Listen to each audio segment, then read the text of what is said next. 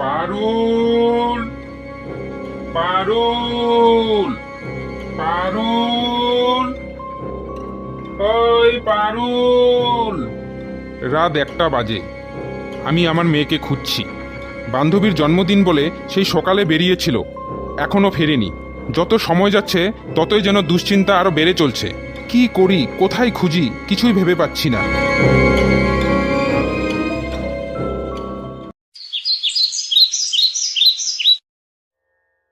কই গো, শুনছো? আমার ঘড়িটা তো পাচ্ছি না, একটু খুঁজে দাও। এই লোকটাকে নিয়ে না আর পারা যায় না। রোজ রোজ একই বাহানা। হ্যাঁ, যাচ্ছি।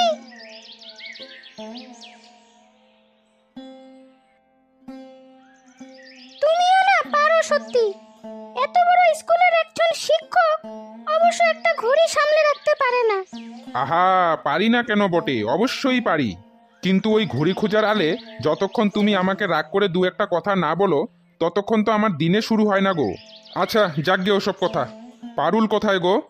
সে কি ওঠেনি এখনো নাকি? ওঠেনি মানে? সাত সকালে উঠে গেছে পাড়া ঘুরতে। সকাল সকাল কাজে কিসে আমার সাহায্য করবে তা না, ম্যাডাম যায় সকাল সকাল ঘুরতে। আহা, মেয়ে মানুষ, ঘুরুক না। কদিন পরে শ্বশুর বাড়ি চলে গেলে তো আর এসব ঘোরাঘুরি করতে পারবে না। এই তোমার আশকারায় ও বেশি বার বেড়েছে, বুঝেছো? এক আমার ছেলে যে কোথাও বাইরে যায় না, সারাদিন বাড়িতেই থাকে। আর এক আমার মেয়ে সারাদিন টই টই করে ঘুরে বেড়ায়। আমার তো মেয়েটার থেকে ছেলেটাকে নিয়ে আরো বেশি টেনশন গো। এই দেখো না, এত বড় একটা ছেলে সারা দিন বাড়িতে থাকে, বাইরে কোথাও বেরোয় না। ওগো, বাইরে না বেরোলে চালাক হবে কিভাবে? লোকের সাথে তো এখনো ভালো করে কথাই বলতে জানে না। ও যে কি করবে আমি তো কিছুই ভেবে পাই না। আচ্ছা, যাই আমি স্কুলে, আমার দেরি হয়ে যাচ্ছে।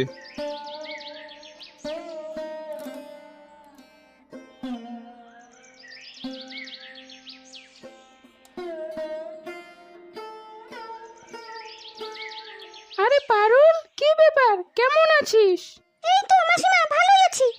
শুনেছি তোর নাকি উচ্চ মাধ্যমিকে ভালো রেজাল্ট হয়েছে। হ্যাঁ, আপনি ঠিকই শুনেছেন। আমি এবারে কলেজে ভর্তি হয়েছি আর বাংলাতে অনার্সও পেয়ে গেছি। বাহ, বেশ তো। ভালো করে মন দিয়ে পড়াশোনা কর মা, আর খুব বড় হ। ঠিক আছে মা, আমি এখন চললাম। হ্যাঁ হ্যাঁ, ঠিক আছে।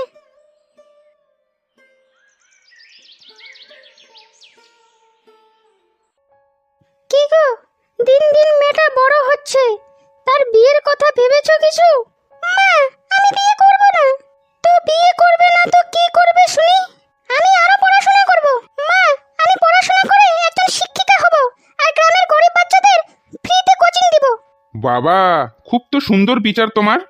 রাখো তো তোমাদের বাপ পেটের সমাজ সেবা। অত সমাজ সেবা করতে হবে না, সময় মতো বিয়ে দিয়ে দিতে হবে, বুঝলে? আরে ও অত সুন্দর কথা বলছে, আর তুমি নাকি শুধু ওর বিয়ে নিয়ে পড়ে আছো। আর ওর বয়সটাই বা কি হয়েছে, সবেমাত্র তো কলেজে উঠল। তুমি ওই মেয়ের কথা না ভেবে তোমার ওই কুলঙ্গার ছেলেটার কথা ভাবো। এত বড় একটা ছেলে, কিন্তু বুদ্ধিতে একেবারেই বলদ। না পড়াশুনোয় ভালো, না খেলাধুলোতে ভালো, সব কিছুতেই পিছিয়ে। একে আমাদের পারুল উচ্চ মাধ্যমিকে প্রথম স্থান হয়েছে, আর অপরদিকে এই কুলাঙ্গার মাধ্যমিকটাই ভালো করে পাশ করতে পারছিল না এখনো। ও তো এখনো মানুষের সঙ্গে ভালো করে কথাই বলতে জানে না। ওর তো দেখি কোনো বন্ধু বান্ধবও নেই, আর থাকবেই বা কেন? ওর সঙ্গে কেই বা বন্ধুত্ব করতে চাইবে? হ্যাঁ গো, শুনো না, আমি বলছি কি, ওকে একটা ব্যবসা ট্যাবসা ধরিয়ে দাও না। তোমার কি মাথা খারাপ হয়েছে? ও করবে ব্যবসা? যে কিনা মানুষের সঙ্গে ভালো করে কথা বলতে জানে না, সে করবে ব্যবসা? কি রে বাবা, ভাতটা খেয়ে যা। যাক, অত কাউকে তেল মেরে খাওয়াতে হবে না। পেটে আঁচ পড়লে নিজেই আসবে খেতে। বাবা, শুধু শুধু বকলে তুমি দাদাকে। ছেলেটা না খেয়ে চলে গেল। দাও না দাদার খাবারটা, আমি দাদাকে খাইয়ে দিয়ে আসি।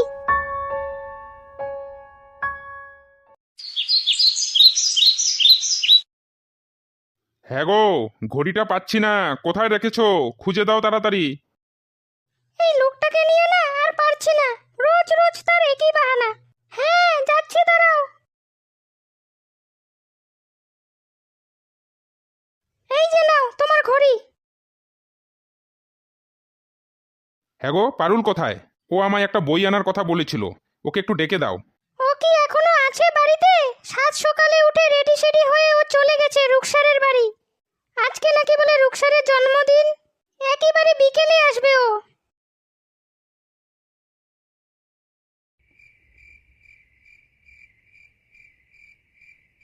হ্যাঁ গো, সেই সকালে বেরিয়েছে মেয়েটা, এখন বিকেল 5টা বাজে, এখনো ফিরলো না তো। আরে অত চিন্তা করার কি আছে, চলে আসবে। এখানেই আছে হয়তো, এদিক ওদিক। কি গো, এখন তো প্রায় রাত 8টা বাজতে চললো, কই এখনো তো আসলো না পারুল। আমার না খুব চিন্তা হচ্ছে গো, একটু ফোন করে দেখো না রুকসারদের বাড়িতে। হ্যাঁ হ্যাঁ হ্যাঁ, করছি করছি।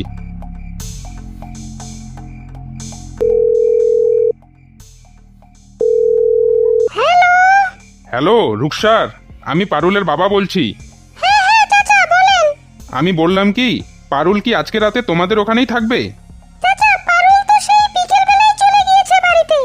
কি, ওখান থেকে বিকেল বেলায় বের হয়েছে? হ্যাঁ।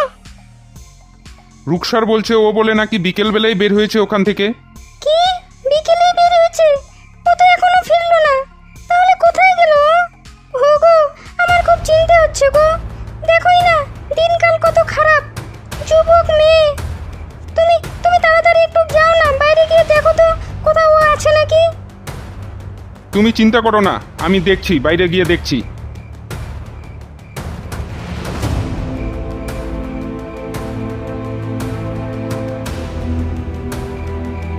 পারুল, পারুল, পারুল, কই গেলি মা? কোথায় গেলি তুই? পারুল, এত রাতে মেয়েটাকে আমি কোথায় খুঁজি? পারুল, এই পারুল, রাত প্রায় 1টা বাজতে চললো, এখনো খুঁজে পাচ্ছি না মেয়েটাকে। কোথায় যে আছে, কি হালতে যে আছে, এক আল্লাহই জানে।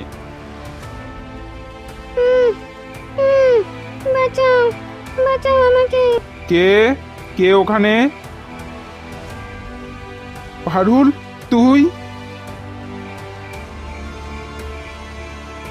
হে, কি অবস্থা মা তোর? বাবা, আমার সর্বনাশ হয়ে গেছে বাবা, আমার সর্বনাশ হয়ে গেছে বাবা।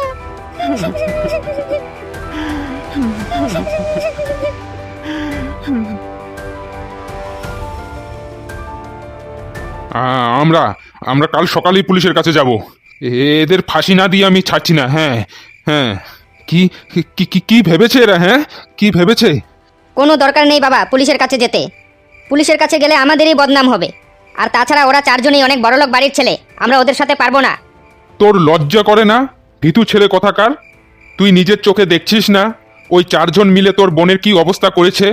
ওরা যতই বড়লোক বাড়ির ছেলে হোক, ওদের আমি শেষ দেখে ছাড়বো। তুই আবার কোথায় চললি এত রাতে? কি রে রাহুল বাবা, যাস না। দেখো তো কাণ্ড, একে এক বিপদ, উপর থেকে ছেলেটা নেই। সেই বাড়ি থেকে বের হওয়ার 3 ঘন্টা হয়ে গেল, এখনো সে ফিরলো না। কে গো এত রাতে? রাহুল মনে হয়, আমি দেখছি।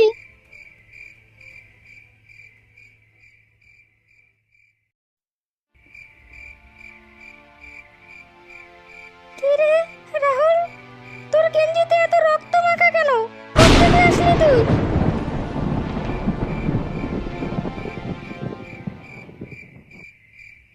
কি রে, কিছু তো বল।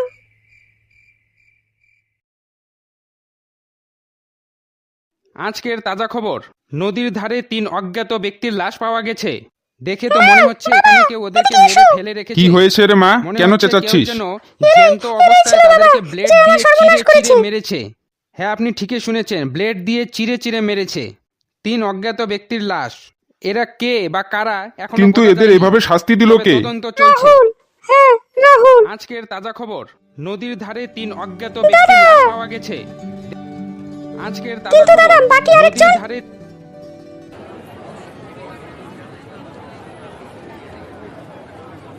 বাইরে এত চেঁচামেচি কিসের? আমি দেখছি।